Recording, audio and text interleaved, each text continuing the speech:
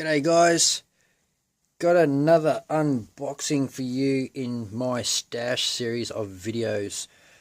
Okay, so just a quick explanation about these videos that are coming out. I'm going through my stash, trying to show you guys out there what's in it, because I'm getting asked all the time what is in my stash. So what better way, and sort of trying to explain what I've got, I might as well just video every single kit, open it up and show you, okay, and just make it clear this isn't a kit review, this is an unboxing, okay. So what do we got? We've got a Dragon BERGEPANZER Tiger P. It's a 135th in the 3945 series. Okay, kit number is 6226. Anyone out there who is interested? Alright, so thought that guy was giving him the finger then. Just a quick look, I was like, what? But no, it's just, yeah, he's waving the tank forward. But there you go. So there's the box art. On the, as standard with most kits, the two short edges are just the box art on the side of the box on the front. And you go to the bottom side, okay, this thing is pretty closed up, okay, so obviously being a BERGEPANZER, there's no main gun turret, this isn't a combat vehicle, this is a recovery vehicle. So it does show convenient one-piece track. Yeah, it's not very convenient for me because I hate DS tracks. So Dragon, if you're watching, get rid of them, they suck. But we do have photo etch parts, metal chain included, and a sheet of cartograph decals. And just some, what are they?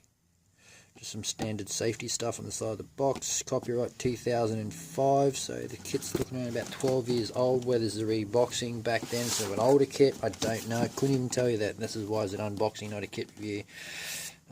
Really don't know much about, you know, when it comes to new toolings and reboxings and things like that. But there are CAD drawings on the side of the box of some of the special features in this kit. Okay, so if you do want to have a read, and hopefully it's not too glary, I'll just slowly scroll through the side like that, and you can just hit the pause button and have a squizzo. So there, so let's crack this bad girl open, shall we? Alright, so first thing you see, I've obviously opened this box. There's no original packaging, how it's laid out. So we do have the old dreadful DS tracks. We do have a tiny sheet of P here and another tiny sheet here. We do have some steel wire or metal wire included, cable, and we do have, looks like three pieces of chain included, and nothing on the back, so just a typical Dragon card.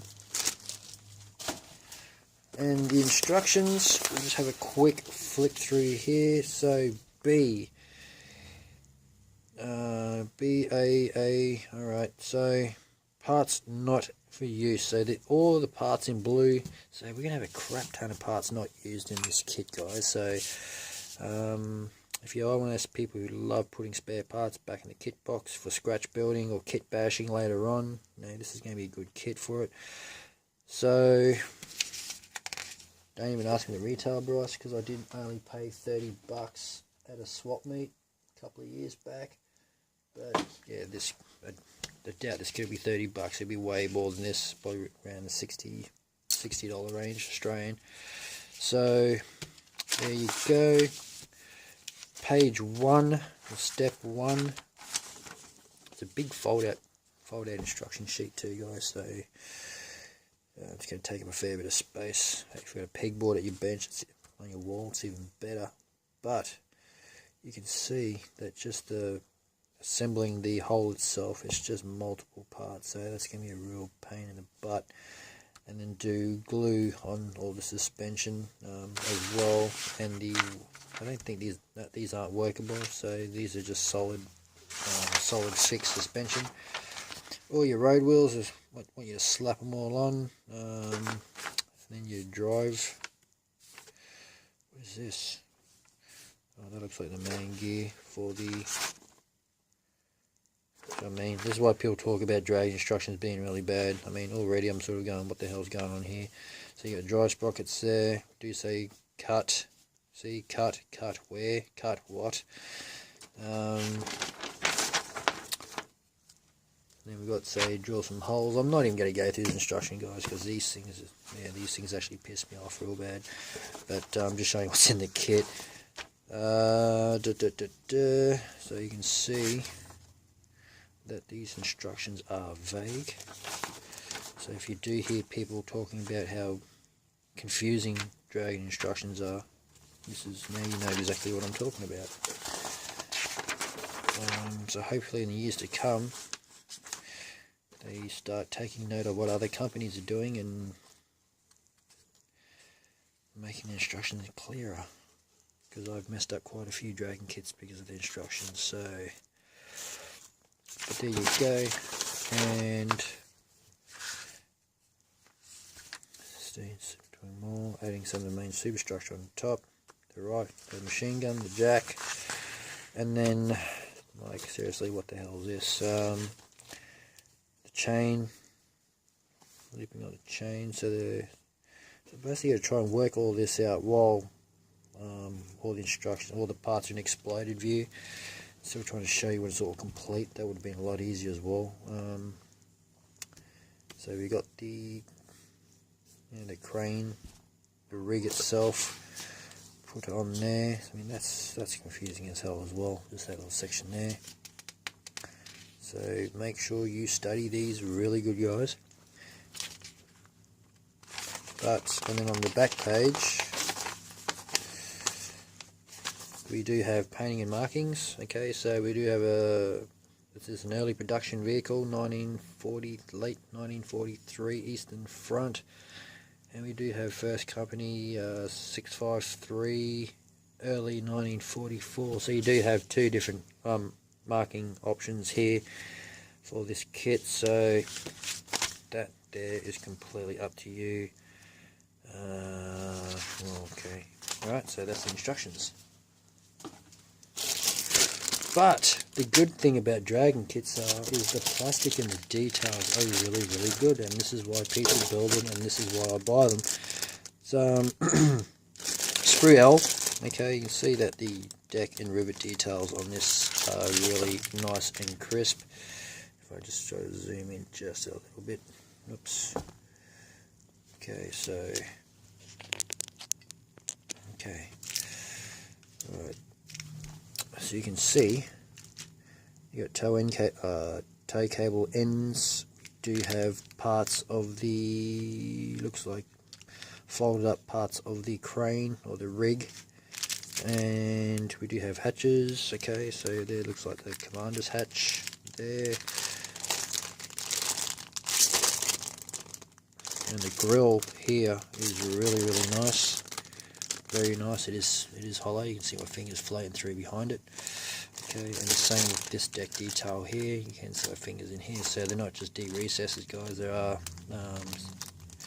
see-through details.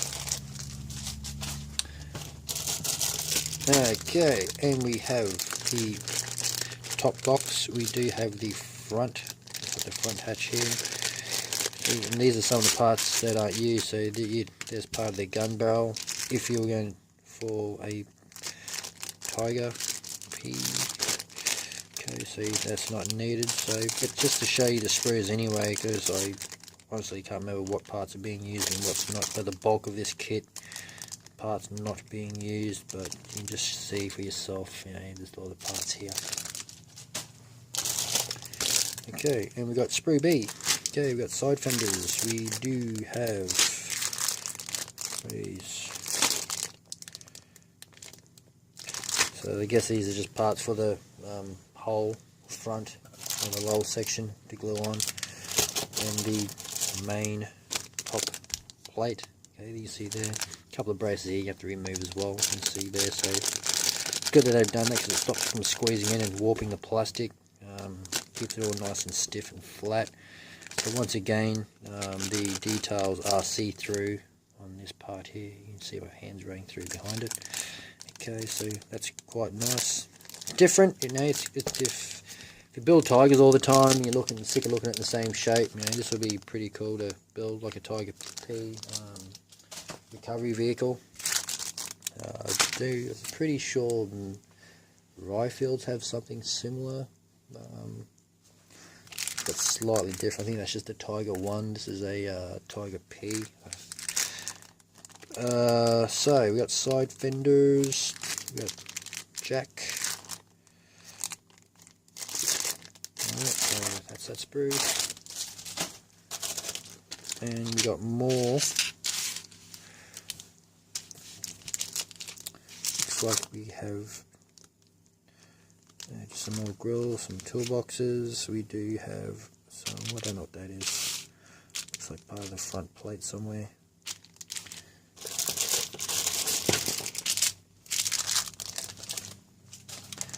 And we've got more fenders.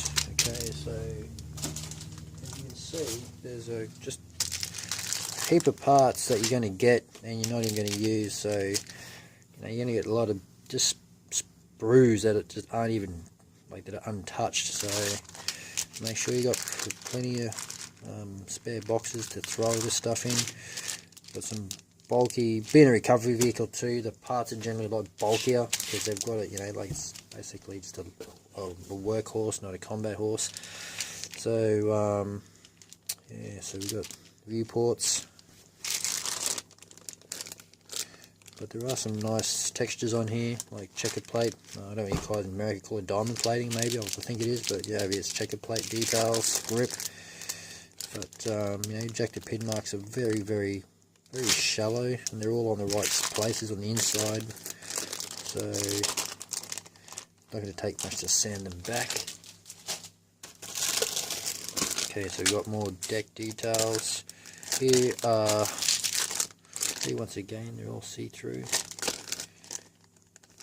And then we've got, I don't know what this is guys, but that's pretty cool. Don't know if it's a fuel cap or not, I'm not too sure what that is.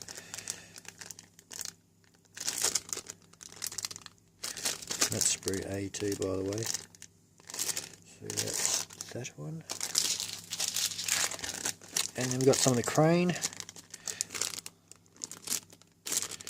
And I like how they've moulded this into just how it's all together. Clip-off points are all in the right places, I think, for easy cleanup.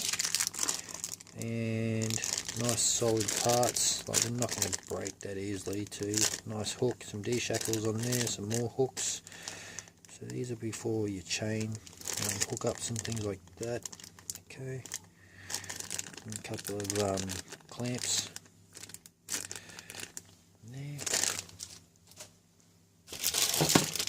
Road wheels. Okay, so